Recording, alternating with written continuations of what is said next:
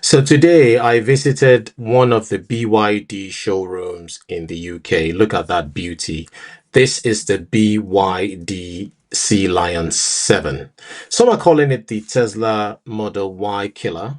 Others say it's just another flashy Chinese SUV. What do you guys think? Look at those tires, Michelin tires, beautiful spoke wheels.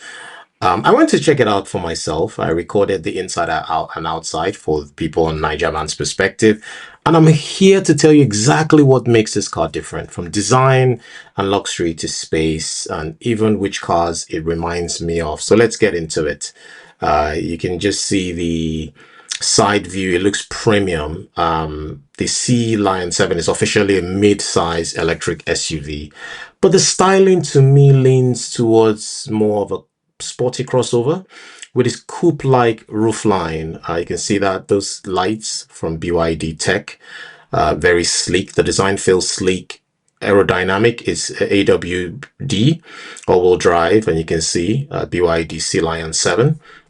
It also feels aerodynamic and premium. This is an electric car, and you can see the styling there with BYD. Moving to the front of the car is what is called a frunk, similar to what you have with the Tesla, meaning it doesn't have an engine because this is an electric car. So you can put some things in the front of the car. You can see that for the washer, for the when the rain falls, etc., the wipers, and extra luggage in front and more boot space at the back. Really, really slick, really, really well done. We'll get to the boot in a minute.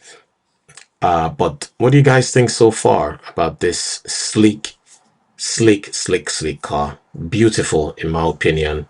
The Sea Lion 7 isn't a one size fits all car. It comes in multiple trims and battery sizes between 300 miles and 312 miles.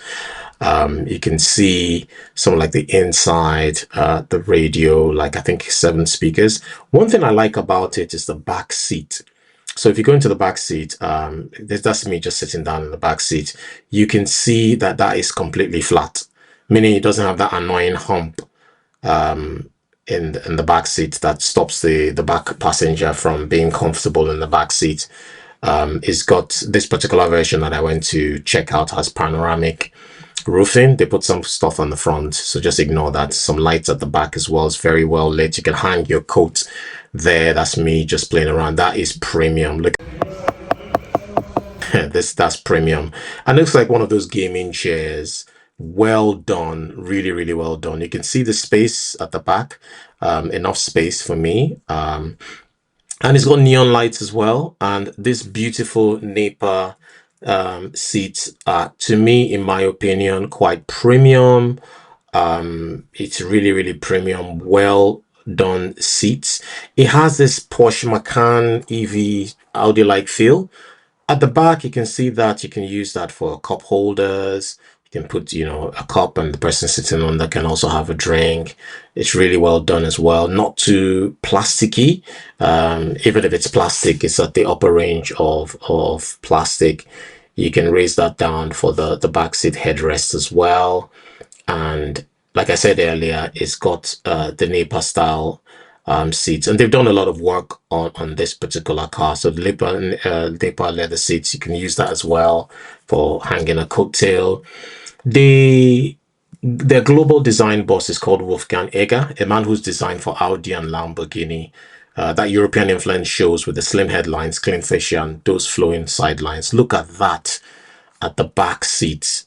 You have heated seats there for the back seat, which is a premium in most cars. You only tend to have them in the front seats. Of course, you've got the air vents at the back as well.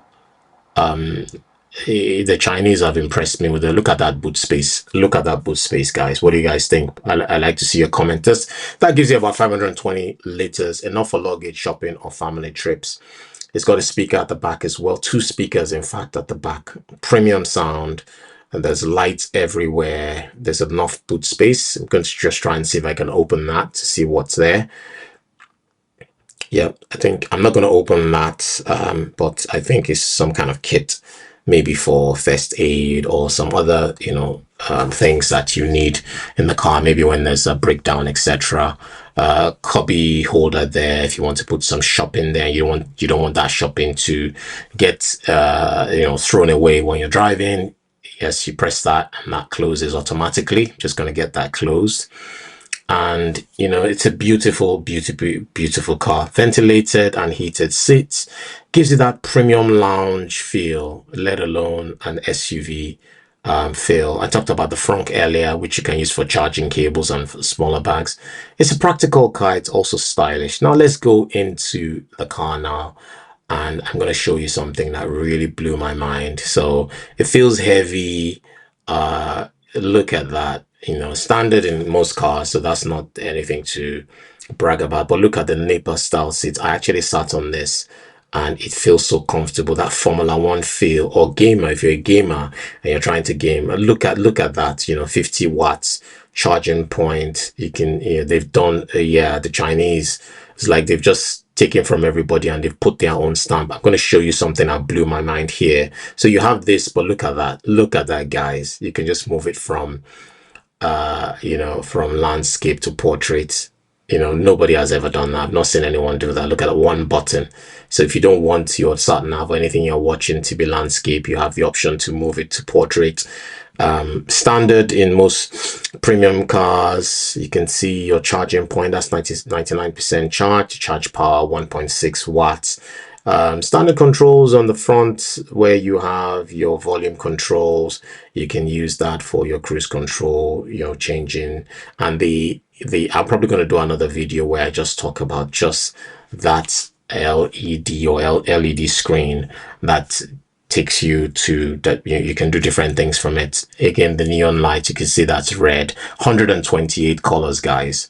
Plenty of storage space there for charging your phone, and also putting some storage in front. You've got your sat nav, your AC vents. Looking at the back again, you can see how sleek this looks. That inch, the rotating screen I was talking about, is actually 15.6 inches, which is quite decent. And then price point, just to close this out, it's to set you back about £53,000. That's if you finance it. On the road, I think is £51,000, which is still cheaper than the Tesla Y series. Thanks for watching. Don't forget to subscribe.